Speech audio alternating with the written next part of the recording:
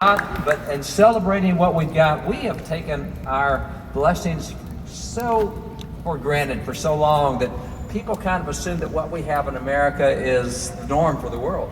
I saw polling earlier this week that less than 40%, that only 40% of Americans plan to celebrate America's 250th. They just don't understand how different we are.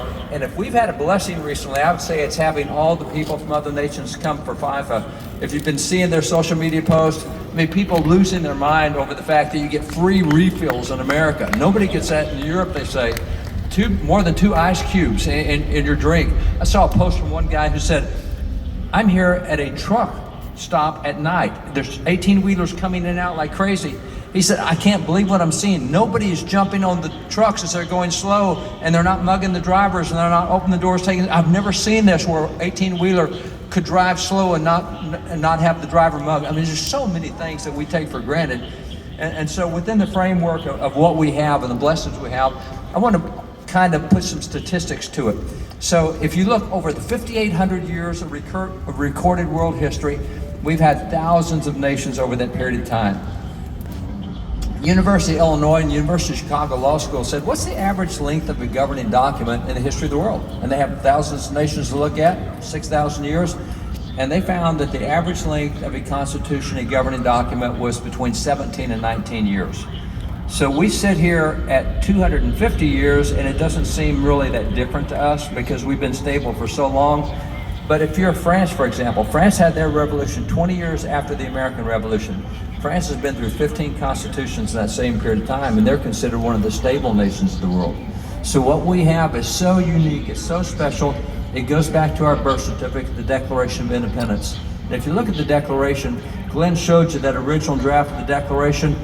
That is such an awesome document to read. It starts with 160 words that say, these are the 6 principles of government. This is what government's supposed to do. And then it gave 27 grievances saying, and here's where the British got it wrong. They have not done the 6 things. Here's 27 examples. And one of those grievances that he mentioned was that of Thomas Jefferson saying, they've imposed a slave trade on us. That's not what government's supposed to do. And so as you look in that document, you look and go through those grievances, you find out a whole lot of who we are. But finding those 6 principles, principle number 1, there is a God. Principle number 2, he creates rights and wrongs, the laws of nature, nature's God. Number 3, he gives us certain inalienable rights. Number 4, the primary purpose of government is to protect the inalienable rights he gives us. Number 5, beyond inalienable rights, we can have the consent of the governed, the will of the majority. And number 6, if you have a government that doesn't do the first 5 things, you have a right to create a new government. Those were the 6 principles that they announced. Nobody in the world was doing that. And so those principles are principles that we need to really kind of incorporate and think about, because the Declaration is so fundamental to who we are. Do you know that when states came in after the Civil War, and states came in before the Civil War, when states came in that hadn't been part of the original 13, Congress required them that they operate their government by the Declaration of Independence and by the U.S. Constitution in addition to the state constitution. That's why in public schools for generations, there were 4 documents every year on which students took a written exam. The U.S. Constitution, the state constitution, the Declaration of Independence, and Washington's farewell address. Those were seen as the 4 guideposts that would keep us on track and keep us moving in the right direction. And so in looking at those documents, looking at those principles, looking at the Declaration of Independence, one of the things I think that will help us remember how special this is by recognizing the cost that was paid by those who did this. I mean, we venerate the Founding Fathers today, and they're remarkable people. We have right down the hall at the Capitol, there's this 14-foot high painting, 20 feet wide, of the signers of the Declaration, presenting the Declaration to Congress. It's awesome when we venerate those guys. But most people today don't know who they are. I was at Duke University Law School, sharp kids there. And I put up that picture of the signers of the Declaration and said, tell me who you can call by name. And the whole law school class got 2 names. Well, there's 54 you didn't mention, and they're responsible for what we've got here. They're the guys who came up with ideas that no other nation had put into paper. And so a great way to celebrate our 250th, let me challenge you, get a list and see who's on that list. Look at the signers of the Declaration, and then say, hey, I'm going to take 5 of these names. I'm going to find out who the people were behind these names. I'm going to find out what they did. I'm going to find out about a Richard Stockton, what he went through. He's one of the 7 guys who lost his life for what he wanted us to have, but we never think of Richard Stockton out of New Jersey, and Thomas Nelson out of Virginia. Who in the world is he?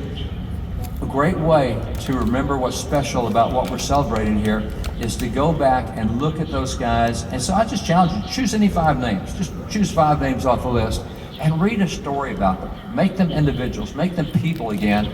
And then you start saying, hey, we are special because I can do some of what they did. I can't do all of what they did, but I can learn those principles. And I challenge you too to study the principles of the Declaration. Those 6 principles, man, if we would get American government back today to running by those 6 principles, we would have a completely different system.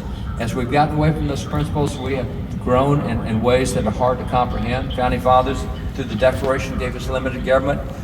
Currently now, there are 4,500 volumes of federal laws.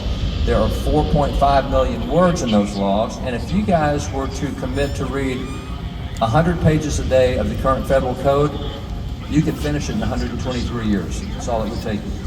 I mean, we've gone from a limited government because we understood principles to an expansive government. And one of the great ways to respect our 250 is go back to fundamental principles. Go back to the things that made us special for 250 and don't adopt the things that have caused other nations to fall over that period of time. So the things I would challenge you to do, and by the way, I love one of the posts that I saw from one of the guys here from FIFA. He said, I've heard a lot about America. He said, and he told people in his country, he said, if you come to America, you'll love this country. If you listen to what the news says, you'll hate this country. And that really is kind of where we are. So challenge you, get back to the original stuff, look at the original people, look at the original principles. That's one of the best ways we can venerate and preserve the 250th and make sure that we've got more anniversaries yet to come. God bless you guys.